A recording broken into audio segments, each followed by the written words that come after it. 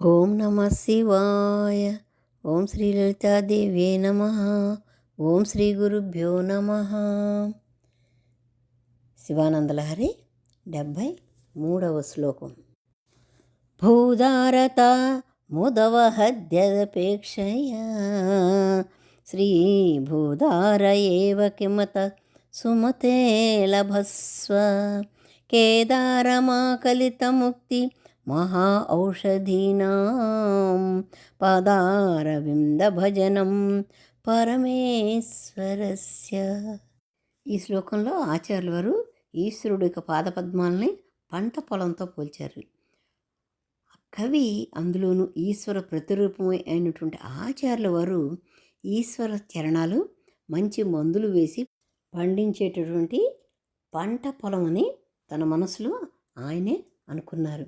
మనస్సును సుబుద్ధి అని సంబోధించారు. ఓ మంచి మనసా, నేను చెప్పేవన్నీ నువ్వు వింటూ ఉండు అని చెప్పి సుబుద్ధి అని సంబోధిస్తూ తన మనసుతో ఆయన ఇలా చెప్తున్నారు. ఓ మనసా, ఓ సుబుద్ధి, భూదారత ముదవహద్యదపేక్షయ అంటే మట్టిని తవ్వేటటువంటి ముట్టి కలిగినది. అంటే మట్టిని తవ్వే ముట్టె ఉన్నది. ఆ ముట్టె కలిగినటువంటి ముట్టెలో ఉన్నది వరాహం. అట్లాంటి దాంట్లో ఉన్నది ఎవరు? వరాహ అవతారం. ఆ అవతారంలో భూమిని తవ్వడానికి నారాయణుడు ఎందుకు వెళ్ళాడంటే ఈశ్వరతత్వం ఆది అంతం తెలుసుకోవడానికి. ఈశ్వరుడు యొక్క లింగం, ఆ తలకాయ ఎక్కడున్నది, ఈశ్వరుడు యొక్క తల ఎక్కడున్నది, పాదాలు ఎక్కడున్నాయి అని తెలుసుకోవడానికి బ్రహ్మ విష్ణువు ఒకసారి పోటీ పడుకున్నారనమాట. నేను ముందు చూస్తానంటే నేను ముందు చూస్తాను అనుకున్నారు. బ్రహ్మ ఏం చేశాడంటే హంస వాహనంగా చేసుకొని, హంసని ఒక వాహనంగా చేసుకొని తల చూడటానికి వెళ్ళాడు. అయితే నారాయణుడు ఏం చేశాడంటే వరాహ అవతారం ఎత్తి భూమిని తవ్వుకుంటూ వెళ్ళాడంట. దీనికోసం ఈశ్వరుడు యొక్క శిరస్సుని పాదాలని చూడాలని. అదేవిధంగా నారాయణుడు వరాహవతారం ఎత్తి భూమిని కాళ్ళతో చీల్చుకుంటూ వెళ్ళాడు. అయినా ఇద్దరూ కూడా, అంటే బ్రహ్మ కానీ విష్ణువు కానీ ఈశ్వరతత్వం గ్రహించలేకపోయారు. అయ్యో, వాళ్ళే గ్రహించలేకపోయారే. అందుకనే ఆచార్యులు ఈ శ్లోకంలో ఏం చెప్పారంటే శ్రీభూదార ఏవకి మత సుమతే లభస్వ అన్నారు. అంటే విష్ణు అంతటి గొప్పవాడు. ఈశ్వర దర్శనార్థం ఆయన కరుణా కటాక్షాల కోసం వరాహ అవతారంగా మారాడు.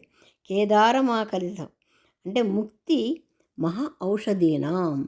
కేదారమాకలిత ముక్తి మహా ఔషధీనాం అంటే ఈశ్వరుడు ఎందుగల భక్తిని పంట పొలం అనుకొని, ఆ భక్తి అనే పంట పొలం ఈశ్వర పాదాలలో ఉంది.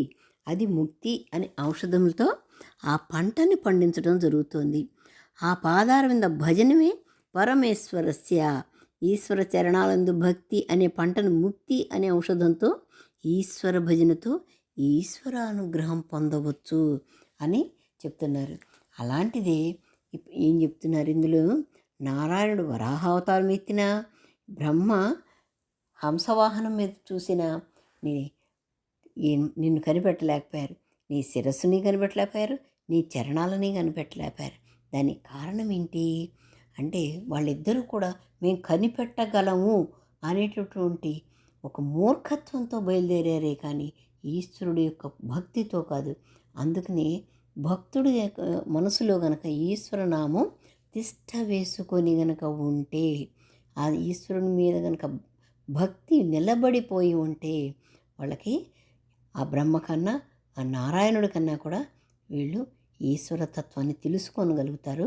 ఆ ఈశ్వరుడు యొక్క చరణాలకి దగ్గర అవుతారు అని చెప్పగలగచ్చు అనమాట. ఆచార్యుల వారు చెప్పింది కూడా అదే. ఓం శ్రీ గురుభ్యో నమ. ఓం నమ శివాయ.